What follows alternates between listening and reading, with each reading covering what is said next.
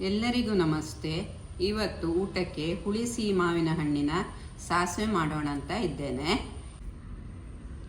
ಇದಕ್ಕೆ ಕಾಡು ಮಾವಿನ ಹಣ್ಣು ಎಂದು ಕರೀತಾರೆ ಅಥವಾ ಕಾಟು ಮಾವಿನ ಹಣ್ಣು ಅಂತಲೂ ಕರೀತಾರೆ.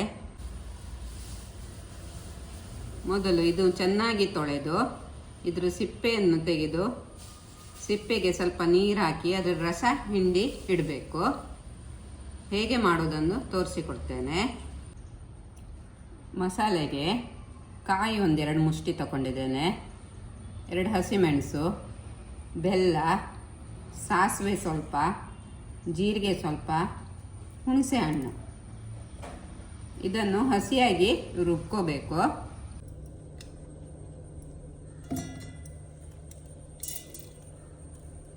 ಎಲ್ಲ ಮಸಾಲೆ ಹಾಕ್ತಿದ್ರೆ ಅಂತ ಅಲ್ಲ? ಹೌದು.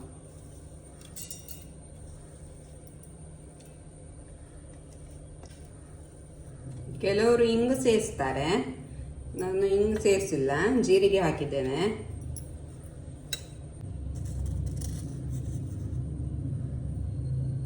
ಉಪ್ಪು,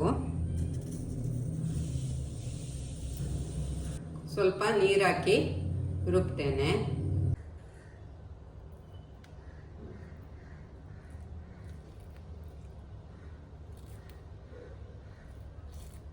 ಇದೆಲ್ಲ ಸಿಪ್ಪೆಯನ್ನು ಇದಕ್ಕೆ ನೀರಿಗೆ ಸ್ವಲ್ಪ ನೀರಿಗೆ ಸೇರಿಸ್ತಾ ಇದ್ದೇನೆ.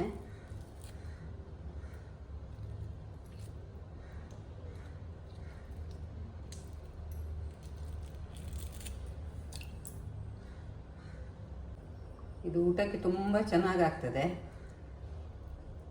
1-2 ಮುಷ್ಟಿ ಅನ್ನ ಜಾಸ್ತಿನೇ ಸೇರಿಸ್ತದೆ. ರುಬ್ಬಿಟ್ಟ ಮಸಾಲೆ ಸೇರಿಸ್ತಾ ಇದ್ದೇನೆ. ಇದನ್ನು ನಾನು ನೋಡಿ 3 ಮಾವಿನ ಹಣ್ಣನ್ನು ಗಿವುಚಿ ಇಟ್ಟಿದ್ದೇನೆ, ಸ್ವಲ್ಪ ದಪ್ಪ ಬರಲಿ ಅಂತ.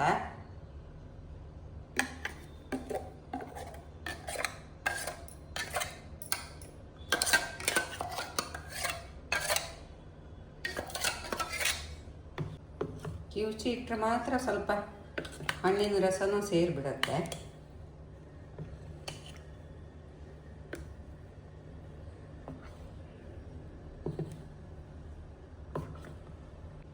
ಸ್ವಲ್ಪ ನೀರು ಸೇರಿಸ್ತೇನೆ.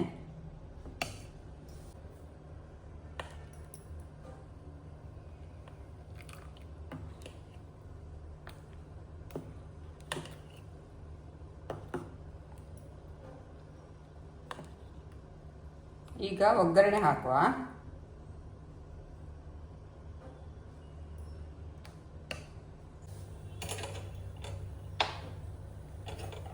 ಸ್ವಲ್ಪ ಎಣ್ಣೆ ಹಾಕಿದ್ದೇನೆ,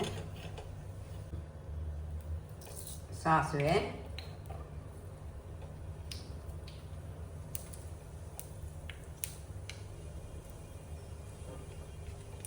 ಒಣಮೆಣಸು 2, ಕರ್ಬೇವಿನ ಸೊಪ್ಪು,